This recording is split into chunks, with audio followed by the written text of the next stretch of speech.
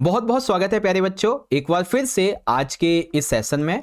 और ये video class 9th का आपका जो इंग्लिश का सब्जेक्ट है इसके लिए बहुत ज़्यादा इंपॉर्टेंट है बच्चों, क्योंकि आज की इस एक ही वन शॉट में, इस तकरीबन 1 घंटे की वीडियो के आसपास, ये जो हमारा महा एपिसोड है, स्पेशल वीडियो है, इसके अंदर हम मूवमेंट्स की आपकी जो किताब है, जी हाँ बच्चों, आपकी जो मूवमेंट्स की किताब है ये वाली, ठीक है, इसी किताब के हम लोग chapter wise most important question को यहां पे डिस्कस करने वाले हैं, ठीक है। और बच्चों ये कोई नॉर्मल क्वेश्चन नहीं है, ये ऐसे क्वेश्चन है जो कि पिछले 10 साल के, जी हाँ बच्चों, पिछले 10 साल के एग्जाम्स में ऑलरेडी पूछे जा चुके हैं। तो कुल मिला के आपको मैं 25 क्वेश्चन ऐसे बताऊंगा 20 से लेकर 25, ज्यादा नहीं, 20 से 25 जो रिपीटेड क्वेश्चन हैं, जिनके चांसेस हैं कि एग्जाम में अगर क्वेश्चन आएगा आपके तो यहीं से बनेगा, ठीक है। तो चलो बिना टाइम वेस्ट करते हुए सेशन की शुरुआत करते हैं। Are you guys ready? शुरुआत करें बच्चों आज के सेशन की। तैयार हो तो एक बार सारे बच्चे यस सर लिख देंगे और फायर वाले इमोजी, ठीक है। अगर सारे बच्चे रेडी हो तो जल्दी से लिखेंगे यस सर, प्लस में फायर वाले इमोजी लगा देंगे जल्दी से जल्दी, ठीक है, जल्दी से। हाँ जी sir, we are ready, we are ready, very good very good very good. Yes sir जी हम तैयार हैं। चलो शुरू करते हैं बच्चों, बिना देरी करते हुए शुरू करेंगे। ओके, तो यहां पे आप देख सकते हैं बच्चों, आज के इस सेशन का हमारा सबसे पहला और इंपॉर्टेंट क्वेश्चन है, और थोड़ा इजी भी है ताकि आपका ना इंटरेस्ट बना रहे, है ना। पहला क्वेश्चन इजी है, इसका मतलब ये नहीं कि इंपॉर्टेंट नहीं है, इंपॉर्टेंट है, ठीक है।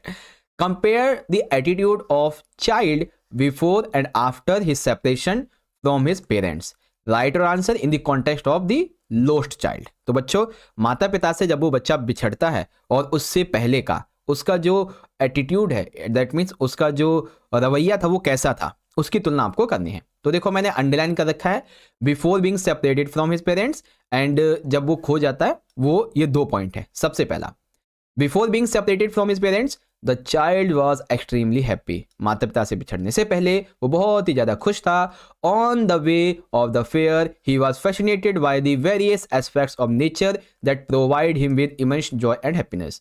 उसने प्राकृतिक तौर पे बहुत सारी चीजों को देखा मेले में, जब मेले की तरफ वो आ रहा था, जिससे उससे खुशी मिली और उसको हैप्पीनेस मिली। They were innumerable things that caught the attention of the little boy. उस मेले के रास्ते में बहुत सारी ऐसी चीजें थी जिसने उसका ध्यान आकर्षित किया, जैसे कि टॉयज, खिलौने हो गए, इवन जो मिठाई की दुकान हो गई, सपेरा हो गया, बहुत सारे थे। While roaming around the fair the presence of his parents made him feel safe, ठीक है। जब वो पूरे मेले में घूम रहा होता है ना, तो उसके मम्मी पापा उसके साथ होते हैं, जिसकी वजह से उसको काफी अच्छा फील होता है, सेफ फील होता है, सिक्योर। अनफॉर्चुनेटली, दुर्भाग्यवश, the innocent child got lost in the fear, बच्चा खो गया। दुर्भाग्यवश वो बच्चा खो गया। कैसे हुआ? As soon as he realise that he was separated from his parents, his cheerful and playful mood turned into excited fear। बच्चों, जब वो अपने मम्मी पापा से कहता है ना कि मुझे ये मिठाई दिलवा दो, ये खिलौने दिलवा दो, है ना, और फिर वो देखता है कि जैसे उसे जवाब नहीं मिला, उसे जब जवाब नहीं मिलता है ना, फिर वो पीछे मुड़ के देखता है और देखता है कि मम्मी पापा कहाँ है ना। तो एकदम से वो डर जाता है। जो उसका मूड चीयरफुल था, प्लेफुल मूड था, वो एंग्जाइटी, फियर में बदल गया। A kind person rescued him and tried to console him। एक दयालु व्यक्ति ने उसकी मदद की, ठीक है। The child was crying inconsolably and his only concern was to find his parents। बच्चा लगातार तेजी से रोता जा रहा था। उसका एक ही कंसर्न था कि वो अपने मम्मी पापा को ढूंढ सके। All the little things, उसे जो भी चीजें पहले पसंद थी, like toy, sweet, balloons, that he really wanted have to become significant in his eyes in the absence of parents, ठीक है। माता पिता से बिछड़ने से पहले जब मम्मी पापा के साथ होता है तो उसे टॉय, स्वीट्स, बलून सब चाहिए होते हैं, बहुत इंपॉर्टेंट लगते थे, उसे मजा आता। लेकिन जब अब वो है ही नहीं, है ना, मम्मी पापा बिछड़ चुके हैं, तो अब वो उसे नहीं चाहिए, ठीक है। बिना मम्मी पापा की उपस्थिति के इसका कोई मतलब नहीं है। He did not want to have any of this thing. अब उन्हें ऐसी कोई थिंग नहीं चाहिए उस बच्चे को। He initially tempted him just wanted to meet his parent. उसे अब सिर्फ और सिर्फ अपने मम्मी पापा से मिलना था बच्चों। किससे? मम्मी पापा से। ओके, चलो सेकंड क्वेश्चन डिस्कस करेंगे बच्चों। What does child realise that he was lost his way? How have anxiety and insecurity have been described? बच्चों, the child sees a roundabout the fair and he attract to it. He was ask his parents for permission to enjoy it. उसने देखा कि आसपास ना कुछ लोग बच्चे खेल रहे हैं, है ना, तो उसने कहा मम्मी पापा मैं भी जा रहा हूँ खेलने और थोड़ा सा क्या नाम है, मुझे इंजॉय करने की परमिशन चाहिए, ठीक है। But on getting any response, on not getting any response from his parents, जब उसके मम्मी पापा ने कोई जवाब नहीं दिया तब उसे पता चला कि मैं तो खो चुका हूँ, और वो इमीडिएटली इधर से उधर भागने लगा, ठीक है, रोने लगा, आंसू निकालने लगा, है ना। अब वही इनसिक्योरिटी यहाँ पे बताई गई है, तो बस देख लेना। क्वेश्चन नंबर 30 देखते हैं बच्चों। How does Toto come to grandfather's private zoo? Toto was pretty monkey, in what sense is Toto pretty? जो टोटो है ना बच्चों, ये दादाजी की चिड़ियाघर में कैसे आया, और वो एक सुंदर बंदर था, कैसे? तो देखो, grandpa loved animals very much. दादाजी को जो एनिमल्स से थे वो बहुत अच्छे लगते थे। On one day he Shaw charming monkey with a horse carriage driver. एक घोड़ा गाड़ी वाले के पास में उसने देखा दादाजी ने कि एक बंदर है। The monkey was very tired and did not like being there at all.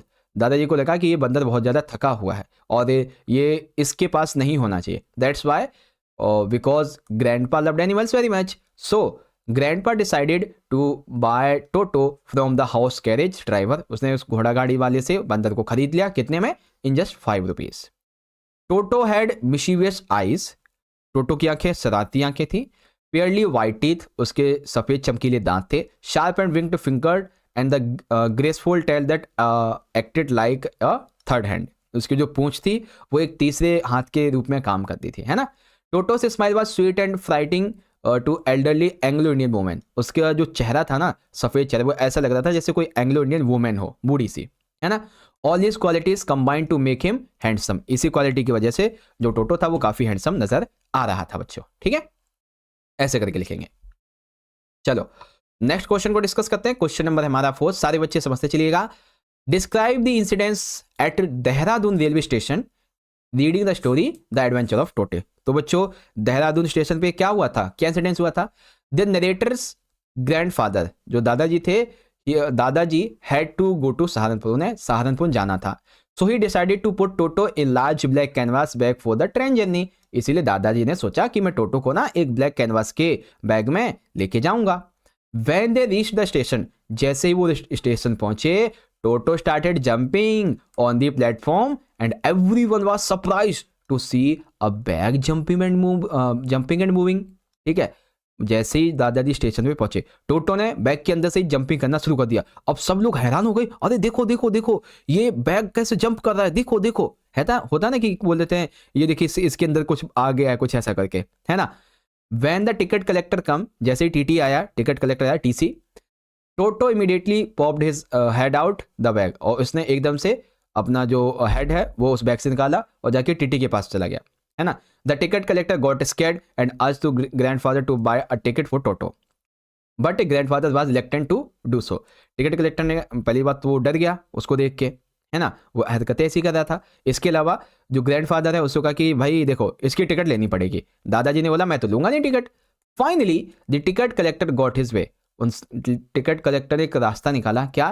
Toto was put in dog category. Toto को हम डॉग कैटेगरी में एडजस्ट करेंगे, दैट्स वाई आपको इसकी टिकट लेनी पड़ेगी। तो फिर ग्रैंडफादर ने टिकट ली उसकी। ओके, ऐसे करके लिखेंगे, ठीक है। चलिए अगला क्वेश्चन है question number 5। Iswaran was a master story teller, describe his amazing capacity of narrating stories and anecdotes. बच्चों ईश्वरन जो है ना वो काफ़ी अच्छा स्टोरी टेलर है ना। तो इसके बारे में आपको बताना है कि वो कैसे अपनी जो कहानी सुनाने की क्षमता है उसको वर्णन करता है। तो आओ समझते अच्छे तरीके से। देखो, Iswaran is fascinating story teller who can weave endless story and tales. Iswaran एक आकर्षक कहानीकार है जो अनगिनत कहानियां किससे बुन सकता है। He acquired this talent by reading Tamil thrills. उसे ये नॉलेज कहाँ से मिली थी बच्चों? तमिल थ्रिल्स को पढ़ के। He would read these novels every day after lunch and narrate them to his master in his spare time। वो अपने खाली समय में इन नॉवेल्स को पढ़ता और अपने मास्टर के लिए कहानियां बुनता। He would always add mystery and surprise to even the smallest event and could create countless story on various subjects। वो ना किसी भी छोटी से छोटी स्टोरी में भी मिस्ट्री और सरप्राइज को भर देता है। जैसे कि वो हर एक छोटी इवेंट को भी बड़ा बना सकता था, है ना, छोटी स्टोरी को भी बड़ा बना सकता था। इसके अलावा he would use facial and body gesture to add interest in the story। ठीक है, यानी कि वो अपनी कहानी को सुनाते समय जो बॉडी वो होते हैं ना, क्या बोलते हैं, मूविंग, ठीक है, बॉडी स्ट्रक्चर, उसको भी उपयोग करता था। ठीक है, he would rise his eyebrows, जैसे अपनी आईब्रोज को ऊपर करना, wave his hands and jump around emitting the characters in his stories, characters के हिसाब से वो हाव भाव अपने चेंज करता रहता था, हाथ हिलाना, सर हिलाना या जंप करना, इस तरीके से। He would narrate the story in instalments and deliberately leave it incomplete in the middle. वो पता है क्या करता था, स्टोरी को ना एक बार में नहीं सुनाता था पूरा, जैसे ही उसका सस्पेंस आने वाला था स्टोरी को वहीं रोक देता। ठीक है, वहीं रोक देता। On coming back he would not pick it up immediately until remind by his listener, और आते ही दूसरी बार में जब वो स्टोरी सुनाने की शुरुआत करता तो वो पहले अपनी तरफ से नहीं शुरू करता, वो पूछता है, हाँ बताओ हमारी स्टोरी कहाँ पे रह गई थी, बताओ एक बार मुझे, ऐसे करके, है ना।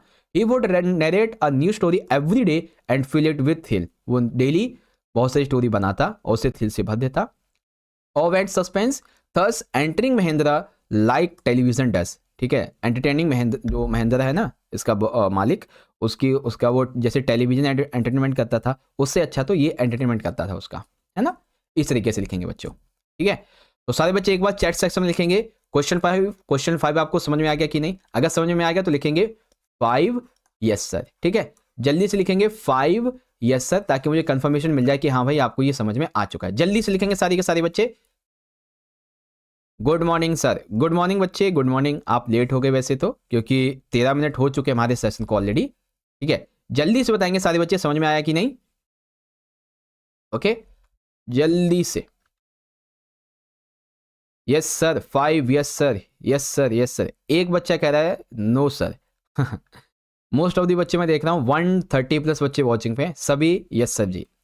चलो, सो क्वेश्चन नंबर 6 को देखते हैं बच्चों। क्वेश्चन 6 है, what did Iswaran tell Mahendra about a ghost. ध्यान से समझ लो, धीरे धीरे समझाऊंगा। ठीक है, ईश्वरान जो है उसने महेंद्र को घोस्ट के बारे में क्या बताया था, तो चलो पढ़ते हैं।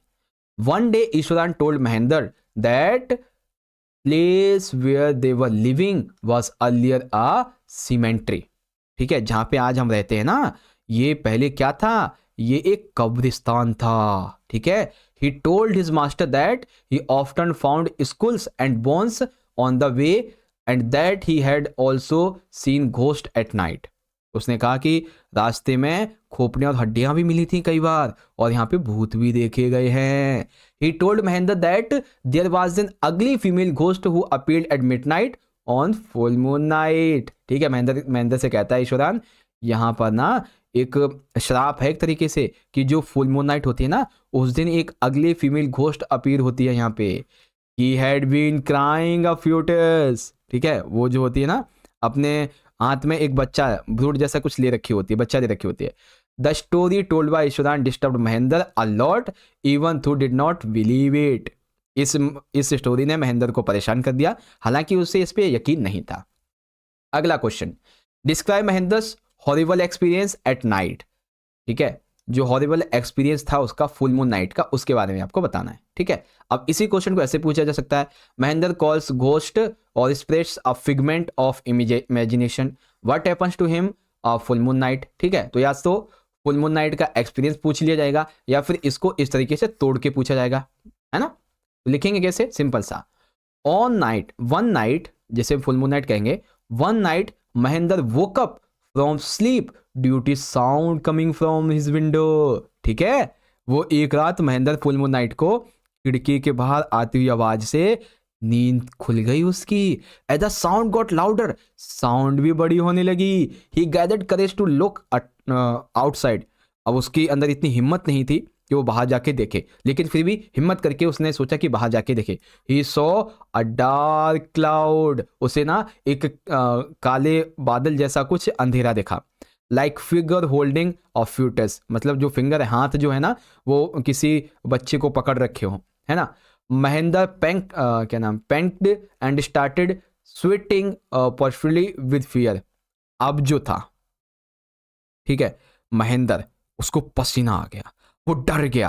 ठीक है, he was shaken but soon he calmed down and realise that it could be illusion. उसे लगा कि ये इल्यूजन भी हो सकता है। एक इसका आंसर लिखने का टाइप ये वाला भी है बच्चों। ठीक है, जैसे आप यहाँ पे देख सकते हैं। ओके, चलो अगला क्वेश्चन है question number 7। How does Iswaran narrate the story of tusker, does it appear to be plausible movements, Iswaran the story teller. ठीक है, मतलब कि ईश्वरान ने हाथी की कहानी किस तरीके से सुनाई थी, क्या ये कहानी विश्वास के करने की योग्य थी, इसके बारे में बताओ। तो लिखेंगे one day Iswaran narrate an incident involving an elephant, he narrated the incident of a tusker escaping from a timber yard in such excitement that he jumped and stamped। अरे सर जी बड़ा सेंटेंस है, तोड़ तोड़ के समझाओ। चलो तोड़ के समझाता हूं, देखो।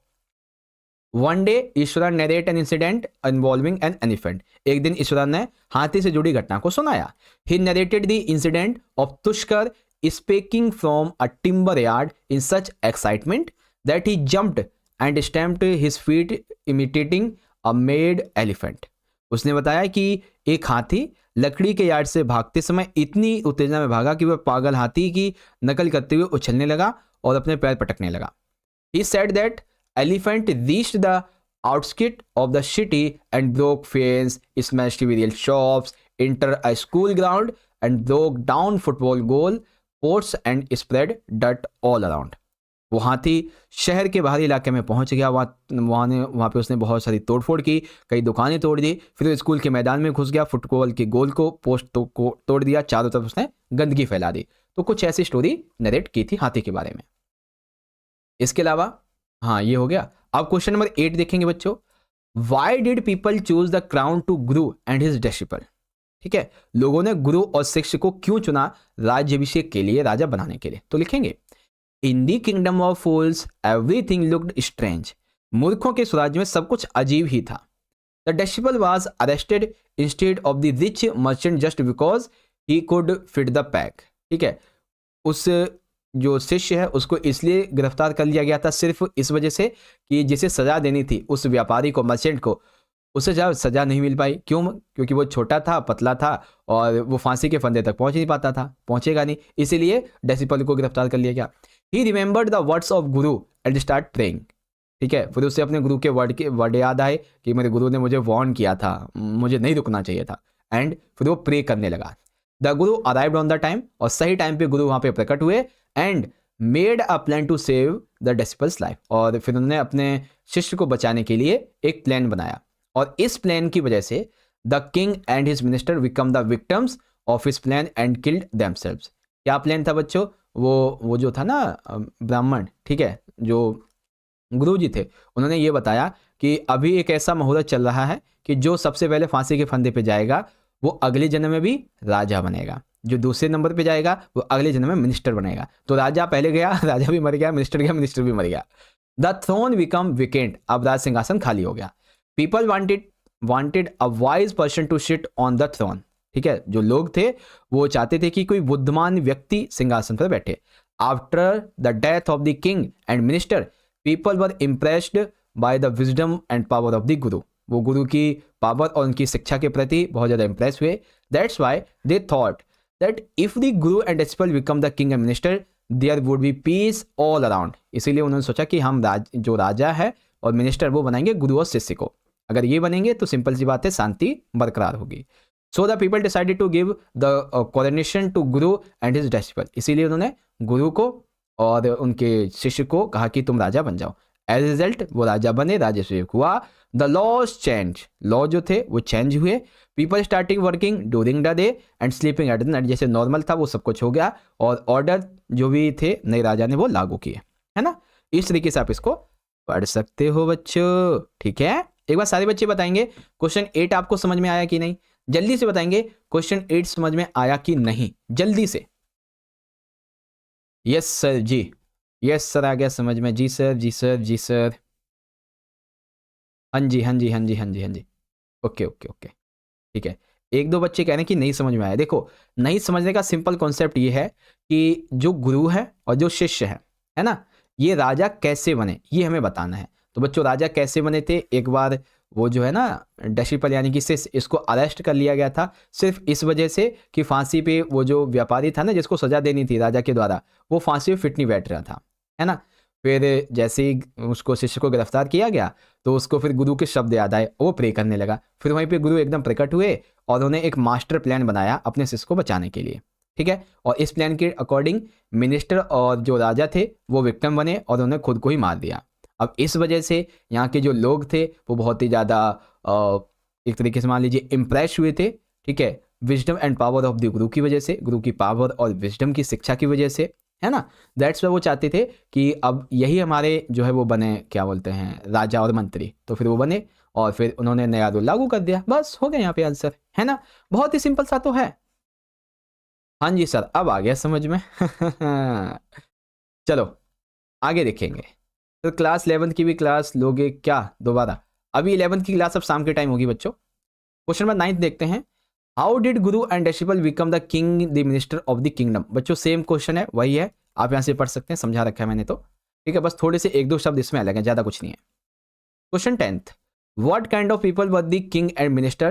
What did they want to do? Write or answer in the context in the kingdom of fools. तो बच्चों जो राजा और मंत्री थे, ठीक है, वो क्या चाहते थे, है ना, वो किस तरह के लोग थे और वो क्या करना चाहते थे? तो देखो बच्चों, the king and the minister were fools, ये सब के सब मूर्ख थे। कैसे? The minister blindly followed the unwise order of their king, वो अपने राजा के हर एक ऑर्डर को मानते थे, ठीक है। The king wanted to something unique, वो कुछ अलग करना चाहता था अपने राज्य में। That's why he decided to change night to day and वाइज वर्सा, यानी कि उसने कहा कि दिन को रात में चेंज कर दो, रात को दिन में चेंज कर दो। जो काम रात में होते वो दिन में होंगे, जो दिन में होते वो रात में होंगे।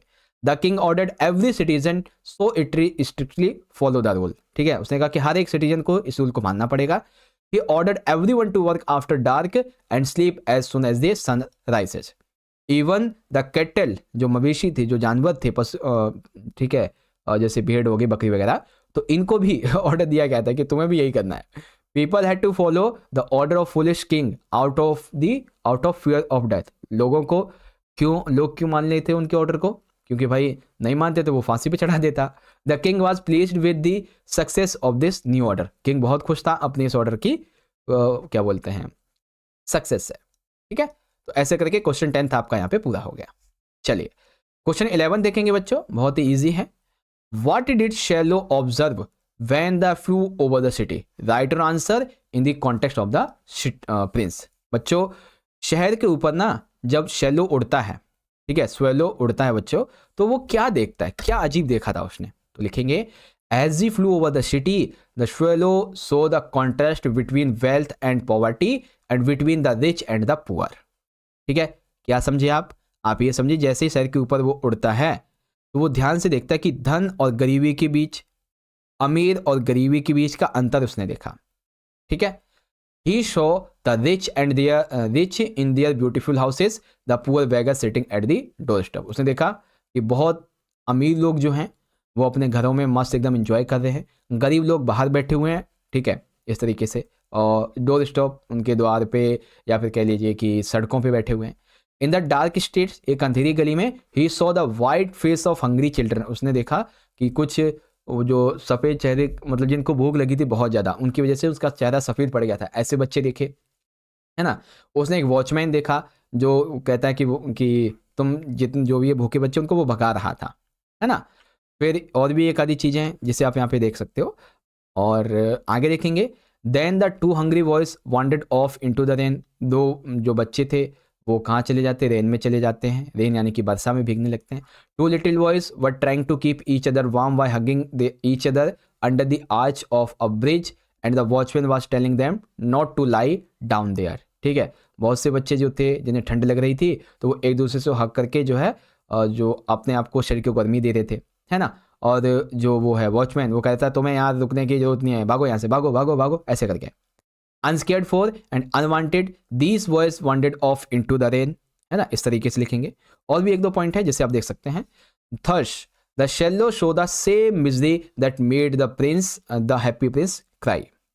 ठीक है, इसका मतलब क्या समझे सर? इसका मतलब आप ये समझे कि ये जो कुछ भी उस शैलो ने देखा, ठीक है, शैलो ने देखा, उसकी वजह से जो प्रिंस था वो क्राई करने लगा। He saw the rich people having fun oblivious to plight of the poor down the street। Rich people fun करते हैं बहुत ज़्यादा, वहीं दूसरी ओर जो पुअर हैं, स्टेट के लोग हैं, बच्चे हैं, वो कैसे अपनी ज़िंदगी जीते हैं, दुख में, अभाव में, वो बताया गया है। ठीक है, तो क्वेश्चन 11 आपका ये हो गया। क्वेश्चन 12 देखते हैं बच्चों। The title shallow, the little, title नहीं लिटिल है, the little shallow says it is curious, it is curious but I feel quite warm now although it is so cold. Have you ever had such a feeling? Share your experience with your friends. तो इसके बारे में भाई आपको ना अपनी तरफ से आंसर लिखना होगा, ठीक है। इसके बारे में आपको अपनी तरफ से आंसर लिखना होगा। छोटी मतलब जो शैलो वो ये कहते हैं ये अजीब है लेकिन मुझे अब काफ़ी गर्मी लग रही है, हालांकि बहुत ठंड है। क्या आपको भी कभी ऐसा महसूस हुआ है? इसके बारे में आपको कुछ लिखना है इस तरीके से, ठीक है। क्वेश्चन अगला देखेंगे, ये थोड़ा सा ज्यादा इंपॉर्टेंट है, छोटे छोटे इसमें क्वेश्चन है। Why did swallow not leave the prince and go to Egypt? ठीक है बच्चों, जो शैलो है वो राजकुमार को छोड़ के मिस्र क्यों नहीं चला गया बच्चों? क्योंकि the two precious things mentioned at the end of the story are the leaden heart and the dead bird. ठीक है, कहानी के अंत में बताएगी दो कीमती चीजें उससे, एक तो है कि लीडन हार्ट, ठीक है, और एक मृत पक्षी। दे आर प्रीसियस, ये दोनों ही प्रीसियस हैं because they symbolize selfless, sacrifice and kindness. ठीक है, ये जो दोनों चीजें बताई गई है ना, ये निस्वार्थ बलिदान और दयालुता का प्रतीक थी। The happy prince gave up his valuable ornaments to help those in need and swallow sacrifice his journey to stay with the prince helping him till the end. ठीक है, हैप्पी प्रिंस ने जरूरतमंदों की मदद करने के लिए अपने कीमती गहने तक त्याग दिए, इसलिए शैलो ने राजकुमार का साथ देने का वादा किया और उसने अंत तक उसकी मदद की। What were the precious things mentioned in the story, why they are precious? तो दो प्रीशियस चीजें यहाँ पे बताई गई हैं, कौन कौन सी?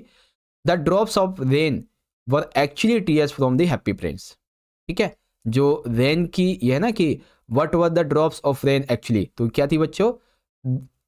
एक सेकेंड, हाँ, the drops of rain actually tears from happy prince. ठीक है, happy prince sapphire eyes these tears all, ये उसके जो आंसू थे वो क्यों आ रहे थे? Because the Prince was deeply moved was suffering the poverty he show in the city. वो इस बात को लेकर बहुत ही ज़्यादा दुखी हुआ, उसके अंतर्मन में बहुत ज़्यादा दुख हुआ कि भाई हम अमीर जो हैं वो कैसे अपनी ज़िंदगी जीते बड़ी मज़े से, वहीं गरीब लोग कैसे एकदम उसमें अपना जीवन जीते हैं, है ना, ये चीज़ें थी। इसके अलावा having never experience sorrow in his life, his eyes filled with tears as he witnessed him misery and give people, इस तरीके से। ओके, तो ये कॉन्सेप्ट हो गया आपका। इसके अलावा ये दूसरा वाला क्वेश्चन है जिसे आप पढ़ सकते हैं। अगला क्वेश्चन देखते हैं बच्चों, question number 14। What was Johnsy illness and how did she get well? Write your answer in the context the last leaf. Johnsy को क्या बीमारी थी और वो कैसे ठीक हुई? Johnsy was suffering from pneumonia. जो जॉन्सी उसको कौन सी बीमारी थी? निमोनिया की। कब हुई थी बच्चों?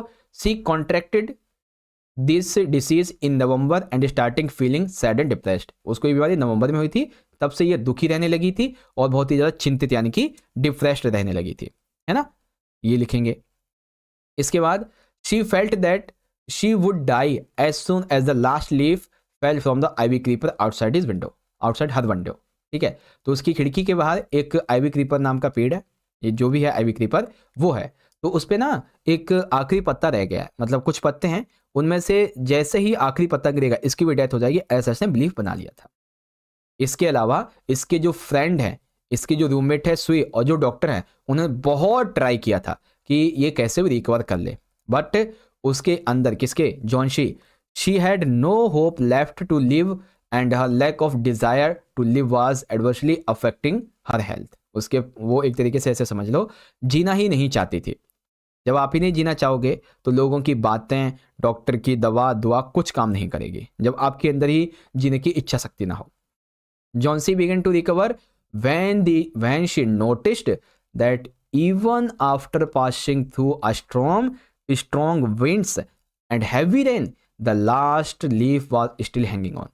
उसको ना अपनी गलती का तब एहसास हुआ जब उसने ये देखा कि उस आइवी क्रीपर पे एक लास्ट पत्ता इतनी हवाओं, तूफान, बारिश के बाद भी अभी बचा हुआ है। देन शी रियलाइज कि मैंने गलत किया।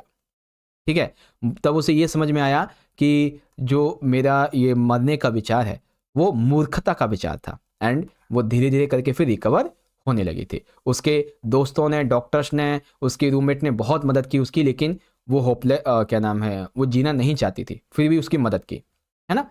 ये चीज़ें थी बच्चों।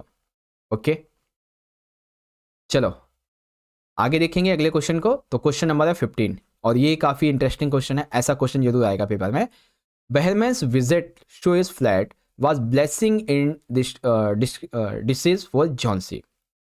Justify above assistant right or answer in the context of the last leaf. बच्चों, बहरमैन का जब वो बहरमैन जो होता है ना, वो सू के फ्लैट पे आता है, तो जॉन्सी के लिए वो एक वरदान साबित होता है। ठीक है, डिस्क्यूज ऑफ फॉर जॉन्सी एक वरदान साबित होता है। क्यों, कैसे, इसको समझेंगे। देखो, Johnsy was suffering from pneumonia and had lost the will to live. Johnsy जो थी वो निमोनिया से जूझ रही थी और अब उसने जीने की इच्छा छोड़ दी थी। She also develop a strange belief, उसने एक अजीब सा ना बिलीफ बना लिया था कि जो आईवी क्रीपर का लास्ट पत्ता जैसे वो निकलेगा वैसे ही वो भी मर जाएगी। ठीक है, her friend Sue tried hard to make Johnsy optimistic but nothing worked. ठीक है, उसके जो फ्रेंड थे लाइक सू हो गई, उसके डॉक्टर्स हो गए, उन्होंने बहुत मदद की लेकिन वो काम नहीं आए। When Behrman come to their flat, और जैसे ही बहरमैन फ्लैट पे आया, शू ने उसके बारे में सारी कंडीशन बताई, सारी चीज़ें बताई। Then Behrman knew that the last leaf would fall soon, उसे पता था आखिरी पत्ता भी बहुत जल्दी गिर जाएगा। So he went out the stormy night and made a leaf a keep Johnsy faith alive. उसके विश्वास को बनाए रखने के लिए वो नाइट के टाइम पे उस आईवी क्रीपर के पास गया, उसने एक अपनी तरफ से एक लास्ट लीफ बनाया। The healthy and green leaf made Johnsy realise her mistake, और उस पत्ते ने उसको अपनी मिस्टेक की याद दिलाई। It refreshed her towards life again. As a result her recovery was fast, और वो फास्ट तरीके से रिकवरी करने लगी। ठीक है, अनफॉर्चुनेटली इसी के 2 दिन बाद में उसकी जो है ना निमोनिया की वजह से उसकी डेथ हो जाती है किसकी, बहरमैन की। Therefore it can be concluded that Behrman's visit to Sue flat proved to be a boon for Johnsy, बदनाम साबित हुआ लेकिन वो चल बसा दुनिया से। है ना बच्चों, तो इस तरीके से आप लिख देंगे। ओके बच्चों, देखो यहाँ पे मैं देख रहा हूँ कि टाइम बहुत ज़्यादा हो रहा है, तो हम एक काम करते हैं, सेशन को जल्दी से एंड करते हैं। ठीक है, हम सेशन को जल्दी से एंड करते हैं। क्वेश्चन को मैं आपको दिखा देता हूँ, आप पढ़ लेना। Question, have you ever field depressed and rejected? How did you overcome such feelings? Share your experience with your classmates. और ये किस संबंध में बच्चों, ये संबंध में है आपके वही जो भी हम चैप्टर पढ़ रहे थे, है ना, उसके बारे में, द लास्ट लीफ, उसके संबंध में। तो इसे आप पढ़ें अपनी तरफ से और याद करें इसको। 17, compare the contrast the author life before and after the fire incidents. तो फायर इंसिडेंट से पहले और उसके बाद क्या उसकी जिंदगी रही, ये हमें बताना है। ठीक है, तो देखो, before the fire the author lived a calm and content life. ठीक है, फायर से पहले वो एकदम शांति से और अपना जीवन जी रहा था। He had recently joined a new high school, इसने नया हाई स्कूल भी ज्वाइन किया था।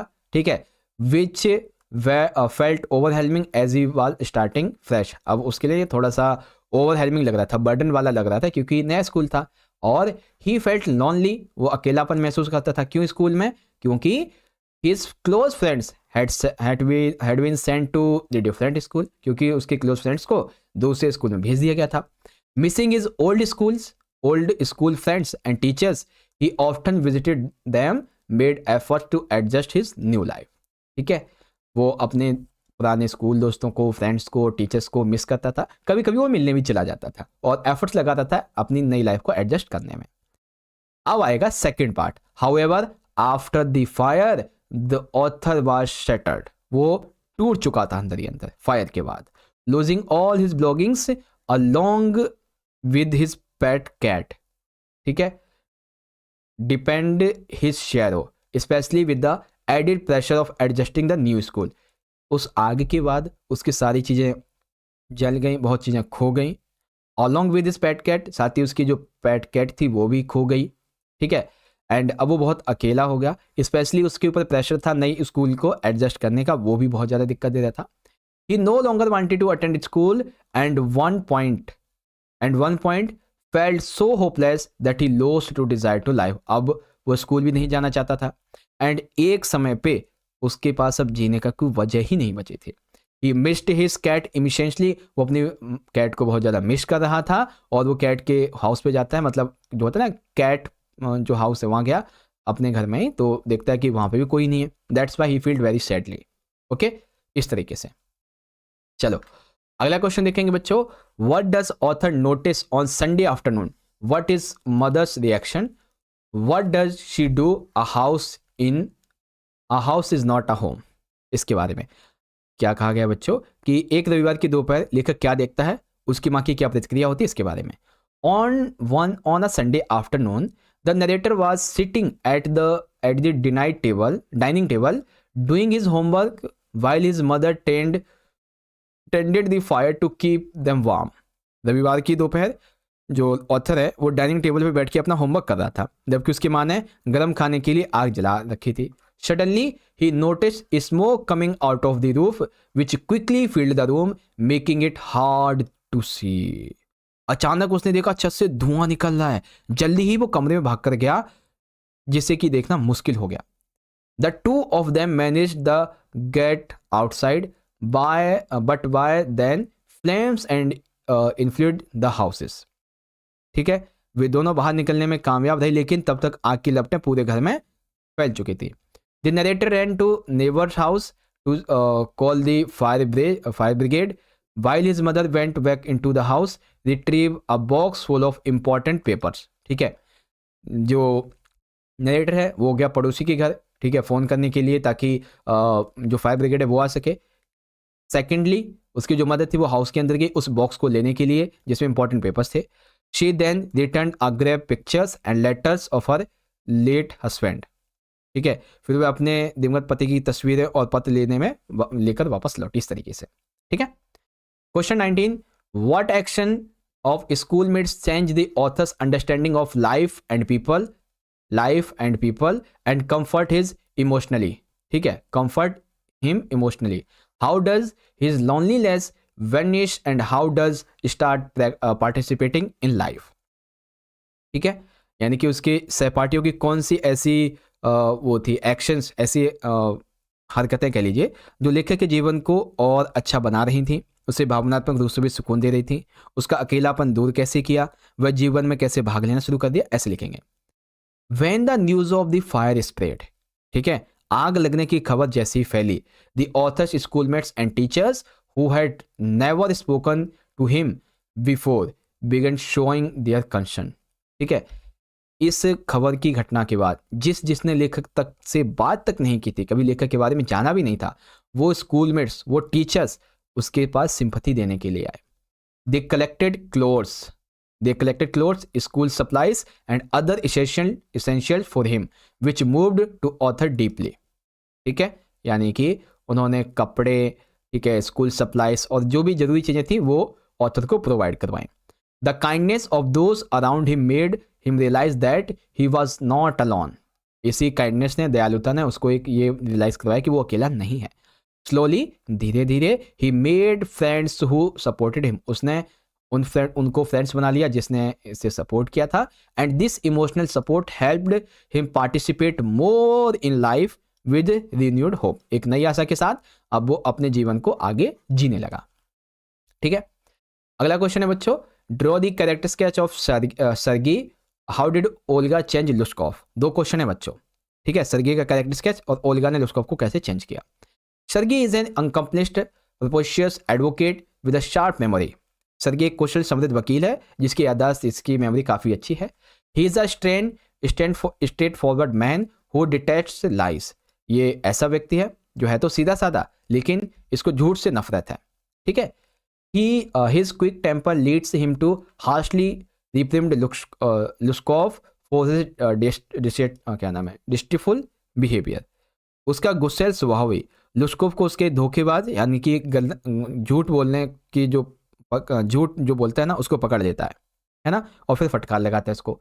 सर्गी believes in hard work and refuse to give any money unless the person earns it. Sergei कहता है कि ना काम करोगे तभी पैसा मिलेगा वरना पैसा नहीं मिलेगा। ही मेक्स लुस्कॉफ चोप बोर्ड। उसने जो लुस्कॉफ है उसको बोला कि पैसा चाहिए, चलो ठीक है लकड़ी काटो मेरे लिए। Ensuring the drunken reforms through hard work. वो ये सोच रहा था कि लुश्कोव को ना मैं पैसा नहीं दूंगा, पैसा दूंगा लेकिन लकड़ी कटवा लेता हूँ, जिससे ना इसकी जो ड्रिंकिंग की हैबिट है वो कम हो गई। Despite his strengths Sergei is supportive and gives Lushkoff work whenever he ask.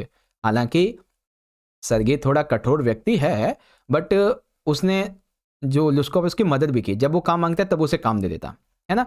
इस तरीके से उसने उसको एक भिखारी से उठा के एक अच्छा व्यक्ति, एक अच्छी लाइफ दी उसको। ठीक है, ऐसे करके आप इसको लिख सकते हैं। अब बच्चों इसमें हमारे को 4 से 5 और क्वेश्चन है छोटे छोटे। एक सेकेंड, ये क्या था, अच्छा ये वाला क्वेश्चन तो रह गया कि how did Olga change Lushkoff life. ठीक है, तो ओल्गा ने लुश्कोव की लाइफ कैसे चेंज की थी। अल्टीमेटली ये रीजन था सर्गी का। ठीक है, तो यहाँ पे देख सकते हैं बच्चों, ये आंसर है इसका, इजीली पढ़ लेना, काफी टाइम हो गया है, that's why we have to end the session early. ठीक है, देखो क्या लिखा हुआ है, Sergei did not meet Lushkoff for 2 years, 2 सालों से वो उससे नहीं मिला। One day he saw Lushkoff at the ticket window of a theatre buying a ticket. उसने देखा टिकट थिएटर के पास में विंडो की, थिएटर विंडो थी ना जैसे जहाँ से टिकट खरीदते हैं, वहां पे देखा ये तो लुश्कोव है। He was dressed in a coat, वाह, पहले भिखारी जैसा था, ड्रिंक करता था, आज कोट में है, and truly full colour and seals can cap, और उसने एक कैप भी पहनी हुई थी। ठीक है, इसके अलावा Sergei immediately recognised him, Sergei ने उसे पहचान लिया तुरंत। Lushkoff told Sergei that he was now a notary, अब वो वकील, एक नोटरी बन चुका है, अर्निंग 35 रूबल्स अ मंथ, अब 35 रूबल्स कमाता है वो महीने में। Sergei was happy to hear this and congratulated him for standing on his own feet. ठीक है, उसने काफ़ी कॉन्ग्रेचुलेट किया उसको, ठीक है, लुश्कोव को, कि तुम अपने पैरों पे खड़े हो गए, और उसने फिर एक्सप्लेन किया कि कैसे ओल्गा ने उसको चेंज किया, है ना। ये लाइन से हैं कि ओल्गा ने उसको कैसे चेंज किया, ये सारी बातें आप पढ़ सकते हैं। ओके, चलो अगला क्वेश्चन देखेंगे बच्चों, क्वेश्चन नंबर 21। अब ये छोटे छोटे क्वेश्चन है बच्चों, आप यहाँ से इसको चाहो तो पढ़ लेना। ठीक है, आपको मैं एक इंपॉर्टेंट क्वेश्चन करवाऊंगा, जैसे कि ये वाले क्वेश्चन है ना छोटे छोटे, आप इनको पढ़ लेना। 5 क्वेश्चन है ये छोटे छोटे। पहले क्वेश्चन पर पढ़ लीजिए, has Luzhkov become a beggar by circumstances of choice.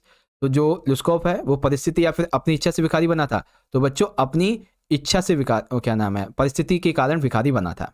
ठीक है, कैसे बना था, बाय सर्कमस्टेंसेस। ठीक है, and second, is Luzhkov a willing worker, why then they does agree to vote for Sergei. ठीक है, उसने क्यों सर्गी के लिए काम करना या फिर लकड़ी काटना, ठीक है, लकड़ी काटना शुरू कर दिया था। ओके, और भी एक चीज, 2-3 क्वेश्चन है बच्चों छोटे छोटे, आप पढ़ लेना इसको, सारे आंसर लिखें। एक ऐसा क्वेश्चन जो काफी इंपॉर्टेंट है वो आपको मैं करवाता हूं, उसके बाद ये सेशन एंड करेंगे। ठीक है, क्वेश्चन 22, एंड ये लास्ट क्वेश्चन है हमारा, लेट मी चेक, लास्ट है ना, हाँ लास्ट क्वेश्चन है, ध्यान से देखना, काफी इंपॉर्टेंट है, इजीली आपको समझा भी दूंगा। ठीक है, देखो बच्चों, क्वेश्चन 22 क्या कहता है, describe the title a house is not a home. एक घर घर नहीं है, इसका वर्णन करना है। राइट और answer in the contest the poem a house is a not home. यानी कि देखो, एक घर जो होता है ना, एक हाउस जो है वो होम नहीं होता है ना, इसको आपको यहाँ पे बताना है। यानी कि देखो, घर एक अलग चीज होती है, हाउस एक अलग चीज है, और होम एक अलग चीज होती है, ये बतानी है। तो बच्चों हम इस तरीके से लिखेंगे, the chapters title reflects a universal truth. अध्याय का शीर्षक एक यूनिवर्सल सत्य को यहां पे दर्शाता है। क्या, while a house is built with concrete materials, a home built on love and the bond between family members. बच्चों, जो हाउस होता है ना, हाउस याद रखिए, हाउस जो है वो बनता है कॉन्क्रीट मटेरियल से, लेकिन जो होम है, होम बनता है लव से, उसके अंदर रहने वाले फैमिली मेंबर्स से, उनके बीच प्यार से। Life without love is meaningless, बिना प्यार के जो लाइफ है वो मीनिंगलेस है। As human relationship are based on it, हमारे मानवीय रिश्ते इसी पर आधारित होते हैं। The title implies that a house becomes a home only through love. यानी कि जो कंक्रीट से बना हुआ हाउस है ना बच्चों, कंक्रीट से बना हुआ हाउस वो होम तब बनेगा जब उसमें रहने वाले लोगों के बीच में प्यार होगा। ठीक है, the author faced many hardship including growing up without a father. ठीक है, जो ऑथर है बच्चों, उसने बहुत ज़्यादा परेशानियां झेली, यहाँ तक कि बिना पिता के वो बड़ा हुआ। तो he had a fulfilling life with his friends, teachers, mother and cat. He struggled when he changed school and fell out of place. उसने अपनी लाइफ को कैसे फुलफिल किया? उसने अपने दोस्तों के माध्यम से, टीचर्स के माध्यम से, मदर के माध्यम से, कैट के माध्यम से उसने अपनी पूरी जिंदगी को लव एंड सपोर्ट के माध्यम से भरा। His life took a further turn when his house burned down and he lost everything including his cat। उसकी लाइफ में एक बहुत बड़ा चेंज आता है जब उसका जो क्या नाम है, होम जो होता है ना, जहाँ पे सब लोग पहले रहते थे आराम से प्यार से, वो होम जो है वो पूरी तरीके से जल गया था, है ना। उसका जो कैट थी वो भी जा चुकी थी। अब क्या था बच्चों, अब वो बहुत अकेला हो गया था, है ना। फिर क्या हुआ कि अब उसने सोचा था कि वो अपना नया जो हाउस है वो बनवा ही लेगा, हाउस कंक्रीट मटेरियल से बनवा ही लेगा, लेकिन बिना प्यार के, बिना हैप्पीनेस के वो हाउस नहीं होगा, वो हाउस होम नहीं होगा, हाउस ही रहेगा। Only after reconnecting with his cat, making new friends and finding joy did his new house become a home. अब उसका जो हाउस था वो होम तब बना जब उसकी कैट वापस मिल गई, नए दोस्त बना लिए उसने, है ना। उसने खुशी से जीना शुरू कर दिया। His life return to normal. अब उसकी लाइफ नॉर्मल हो चुकी थी। Filled with the happiness that family and friends bring, है ना। अब फैमिली वगैरह जो हो गई, बाकी सब हो गए।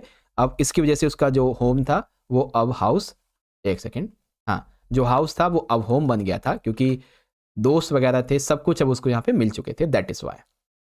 Okay, so at this time हमारा सेशन यहाँ पे पूरा हो जाता है। बच्चों मैं देख रहा हूं कि अभी ना, वेट अ मिनट, हाँ, अभी यहाँ पे 250 प्लस बच्चे वॉचिंग पे हैं, ठीक है।